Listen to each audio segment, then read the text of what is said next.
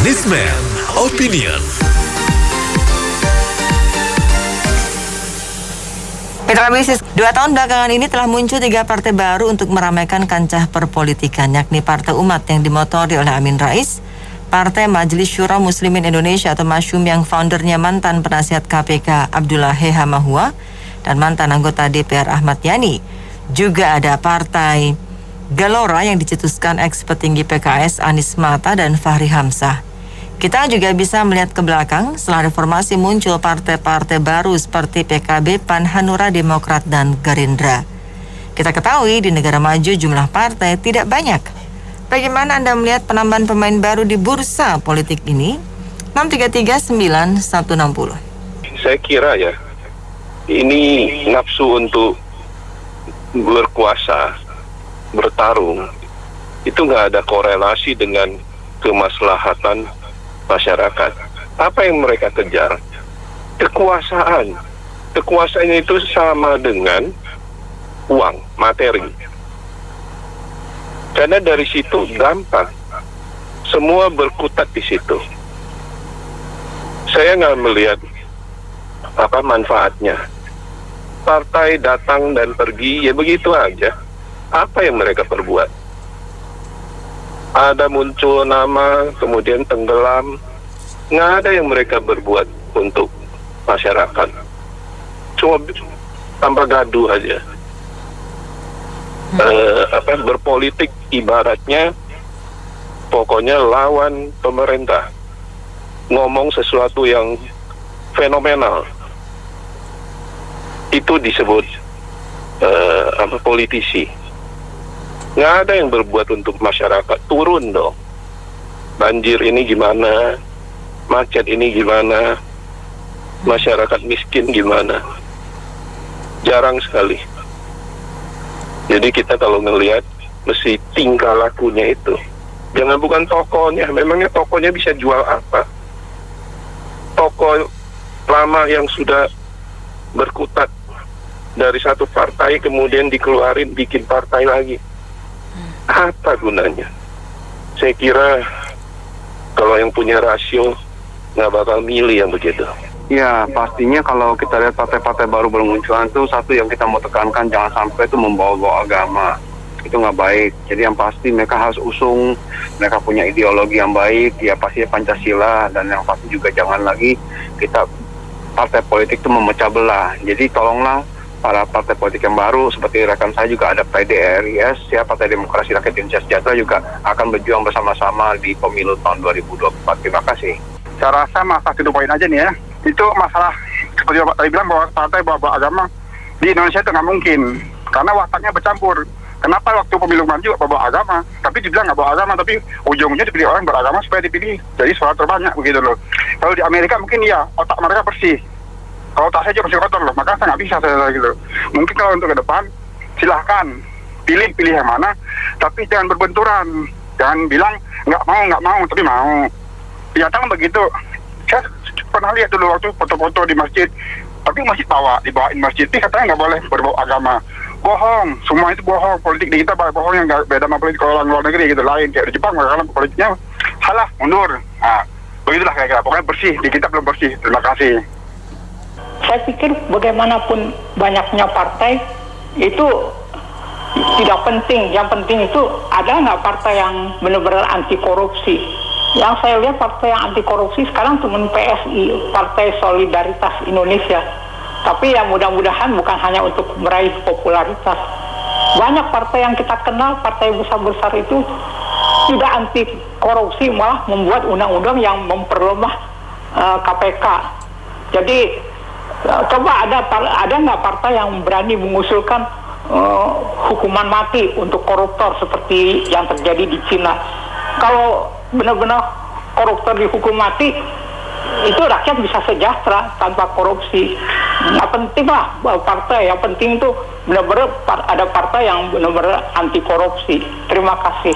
Buat rakyat Indonesia sekarang ini sudah tidak mengharapkan partai lagi lah. Apa mau bentuk apa, mau cari duit dari negara ini, mereka itu bentuk partai ini, partai bawang, partai tempe, tidak ada pengaruhnya buat rakyat. Karena mereka itu semuanya pada memperkaya diri semuanya. Tidak untuk kesejahteraan rakyat, tidak untuk keadilan rakyat. Kita lihat sampai detik ini saja, wakil rakyat kita yang senang-senang duduk di tempat dingin, rakyatnya menderita, pajaknya diambil terus, gaji mereka berjalan terus, tanpa memperhatikan, sekarang ini tidak ada suara mereka ini. Kita mau pergi susah, asing datang masuk, disambut, ya kan? Makanya kembali lagi, rakyat sudah tidak, kalau misalnya sudah tidak mampu lagi, siapa yang mau dipercaya lagi? Kita tinggal minta pertolongan lagi kepada tentara kita ini. Itu saja, makasih. Saya punya nilai sebegini, bangsa kita sejak demokrasi itu masih kacau. Orang partai itu orang males, hidup di situ, dapat porsi. Jadi sekarang yang disebut di partai itu semuanya partai, kalau bahasa Manado partai Sancipa, tau nggak? Mungkin Adita tahu artinya kan? Nah gitu, kacau gitu. Jadi partai Sancipa semua, ya tambah kacau dah. Jadi kan korban rakyat, mereka kan mau tahu, bukan ngurusin ekonomi, ngurusin pribadi dan kelompoknya. Saya sih sedih aja. Iya, saya melihat secara politik itu sudah tidak ada lagi di Indonesia. Jadi mendirikan partai itu hanya sumber pencarian saja. Menggalang dana untuk kantong pribadi. Sedangkan untuk kebutuhan rakyat yang digembar-gemborkan untuk rakyat sudah tidak berlaku lagi. Pentingin kantong pemimpin dan pengurusnya aja. Ini walaupun partai politik baru, ini kan orangnya orang lama semua. Memang kerjaan dia itu ya begitu, ngurusin ormas. Kalau nggak ormas ya partai. Karena dia mencoba jadi pengusaha juga kan, dia nggak bisa, ruginya miliaran. Baru sebentar rugi udah miliaran jadi pengusaha. Bisa aja bikin partai. Ya udah, makanya pemerintah itu kan harus menyulitkan biar orang itu jangan hobi bikin partai, biar agak sulit, jangan terlalu mudah, syaratnya diperberat. Jangan lupa pendidikan generasi muda itu harus dirubah, jangan kayak pendidikan tahun 80-an. Pendidikan tahun 80 ya saya ngerti, yaitu setelah tamat nggak bisa ngapa-ngapain. Makasih. Ini ya ada untuk masalah partai, ada mengandung tiga sistem partai ya. Pertama, sistem partai tunggal, kemudian sistem partai dan sistem multipartai, gitu. Untuk Undang-Undang Dasar 45 kita kan sistem pemerintahan kita adalah presidensial, dan kita mengandung multipartai, ya kan, gitu. Kalau di Amerika dia sistemnya presidensial, tapi dia menganut sistem dua partai gitu.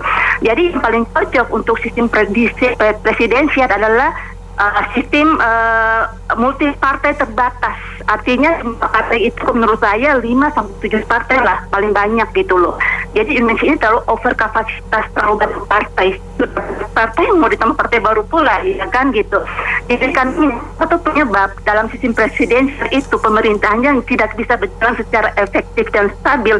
Itu salah satu penyebabnya adalah terlalu banyaknya partai gitu. Apalagi kalau misalkan terjadi disharmonis ya, hubungan yang nggak harmonis antara eksekutif dan legislatif, ini nanti malah bisa merusak demokrasi. Jadi kita ini cuma masalahnya kebablasan aja. Kalau belajar dari Orde Baru kan itu hanya 3 partai, ya. Jadi setelah reformasi ini kita euforia terus hingga akhirnya kebablasan, semua mau bikin partai. Apalagi disinyalir kan partai-partai ini adalah buat bargaining position mereka gitu loh, buat para nanti kalau misalnya yang menang penguasa, kan mereka bisa berkumpul untuk gabung suara partai satu dengan yang lain. Sebenarnya idealnya memang hanya 2 atau maksimal 3 untuk suatu negara itu baru bisa maju. Jadi kalau si A berkuasa, partai A, otomatis sisanya lawannya adalah oposisi. Jadi bisa benar-benar kritiknya itu mengena, bisa membangun, bisa konstruktif gitu. Ini kan yang ada kan sekarang jadi partai-partai banyak berseliweran, buka partai itu mereka nanti kalau udah berkoalisi dengan oposisi, berkoalisi dengan yang menang pemerintah, ini akhirnya jadi kayak dagangan politik, kayak apa ya, kayak bisnis politik ini jadi partai-partai ini ya. Jadi itulah, jadi sesuai dengan tadi apa kata kuncinya, tagline-nya, kalau partainya banyak gitu, karena bisa jadi negara maju partainya cuma sedikit, Nah kita nih kok multi partai begini banyak ini Pak aja jadi selama majunya gitu loh Mas. Partai ini, multi partai ini memang membingungkan masyarakat pemilih ya, karena rasanya mereka ingin menonjolkan kalau ada masalah apa pandemi atau tsunami atau bencana alam, seakan bendera mereka dipajang untuk digelontorkan menjadi salah satu pilihan dari publik umum. Cuma perlu diketahui bahwa partai-partai ini punya kepentingan langgeng, kepentingan seterusnya dibandingkan kepentingan sesaat. Jadi bisa aja partai A pada saat ini bergabung dengan partai B, tapi pada saat kontestasi pilpres atau pilkada nanti dia akan berbeda, partai B akan bergabung dengan partai C untuk berkoalisi menghadapi partai A. Jadi ini polemik yang cukup membingungkan karena terlalu banyak partai, jadi rakyat juga bingung gitu loh. Jadi ini perlu, di samping itu juga partai-partai ini kan membutuhkan banyak biaya kontestasi mereka, yang dikhawatirkan sampai saat ini kan kepentingan itu membutuhkan banyak dana. Nah pada saat terpilih dikhawatirkan pula pemimpin yang terpilih atau yang didaulat jadi pemimpin publik itu akan menggunakan bagaimana caranya itu untuk bisa mengembalikan dana yang mereka serap, anggaran yang mereka serap pada saat pilkada atau pilpres yang lalu untuk bisa mengembalikan harta kekayaan atau asetnya, sehingga ini yang bisa menimbulkan terjadinya konspirasi korupsi. Ini yang cukup berbahaya dan perlu menjadi perhatian buat kontestasi dalam pemilu. Saya kira demikian. Ya kalau menurut saya itu bukan pemain-pemain baru, yaitu orang-orang lama yang udah berkali-kali gagal, udah track recordnya juga jelek, masih juga nggak sadar, masih mau cari segala upaya ya sampai ke lubang tikus sekalipun. Ya seperti tadi sebelumnya, mencari supaya uang yang sudah habis mereka belanjakan itu mereka bisa dapat kembali. Tapi ya susah, harusnya orang-orang ini jangan didengar lah. Terima kasih. Seharusnya jumlah partai itu dibatasi. Sebaiknya tidak boleh lebih dari 3. Kenapa? Karena pada ujungnya kan yang akan ikut dalam pemilihan presiden itu maksimum 3 atau 2 pasang.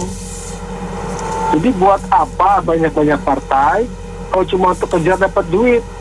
Perbedaan pun tidak ada satu partai dengan partai yang lain, karena semuanya kan harus nasionalis basisnya. Jadi jangan buang-buang waktu, jangan bikin rakyat bingung. Pemerintah harus tegas, batasi maksimum 3 partai seperti dahulu kala juga pernah. Terima kasih.